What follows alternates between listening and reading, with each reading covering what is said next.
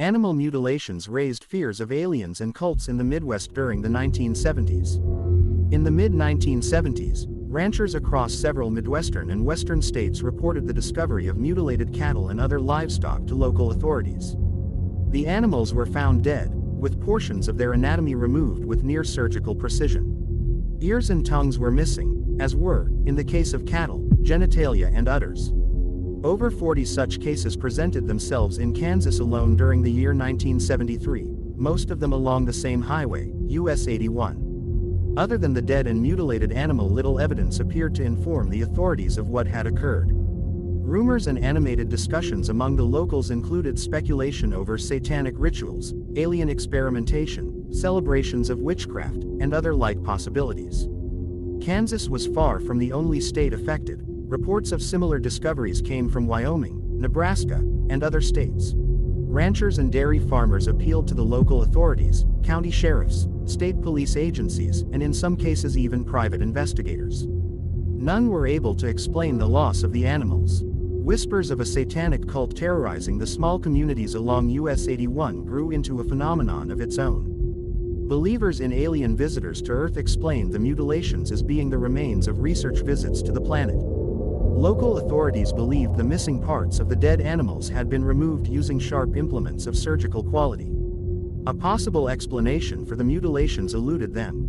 By the middle of the decade, the number of mutilated animals and the helplessness of the authorities led some ranchers to contact the FBI, asking for assistance. They were supported in their requests by local authorities and congressmen. The FBI lacked jurisdiction to formally investigate the matter. It did, however, open a file on the case. Cattle mutilations spread into 22 states and Canada. In the 1970s, cattle mutilations continued, and several congressmen and senators from the affected states pressured the FBI to investigate. Although the FBI opened a file, largely of press clippings, it lacked the authority to initiate a formal investigation. It did, however, have a wide selection of press clippings to choose from.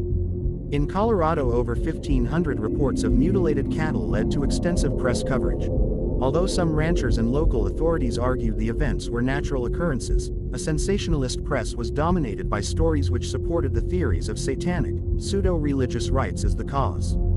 In nearly all of the cases, including in Canada where the Royal Canadian Mounted Police (RCMP) investigated, the animals were completely drained of blood. Tracks around the carcass were absent. Soft tissues, the genitalia, anuses, tongues, cheeks, eyes, and so forth, were removed. The bulk of the carcass was left to decay where it lay. A contingent of ranchers and farmers, angered at the lack of action by the FBI, generated a theory that the mutilations were the results of a government research program. In Nebraska, some ranchers fired upon National Guard helicopters which flew at lower altitudes over their lands. The government involvement theory centered on the belief the animals were mutilated as part of a research program into the effects of biological warfare agents. Finally, in 1979, a series of mutilations by then known as mutes in the tabloids occurred in Indian reservation lands in New Mexico. There, the FBI had full jurisdiction. The investigation remained active until the Bureau closed it the following year, with results disappointing to the conspiracy believers and those citing further proof of alien invasions. The FBI determined that mutilations were the results of natural predators discovering a dead or very ill cow. Many believe the FBI's lack of findings in the animal mutilations to be conspiratorial. In 1980, the RCMP described the mutilations in Canada to be the work of a pseudo-religious cult, adding to the conspiracy theories in the United States. Nonetheless, the FBI, citing the reports of findings by veterinarians, animal behavior specialists, and other experts both federal and local, found nothing to support nefarious activities, nor did it find any evidence pointing to the involvement of extraterrestrials. Instead, it pointed out that several natural predators, including foxes and coyotes, possess teeth capable of making incisive bites which resemble a surgical cut. They also exhibit the natural tendency to focus on the soft tissue available without having to struggle through the tough hides of the dead cattle. In the lack of any evidence to the contrary, they closed the investigation, though they did not issue a formal finding that the mutes were the result of nature taking its course. The lack of a finding, and the tendency of many conspiracists to distrust the government in all things, led to the continuing belief in a government cover-up. That belief continues to this day.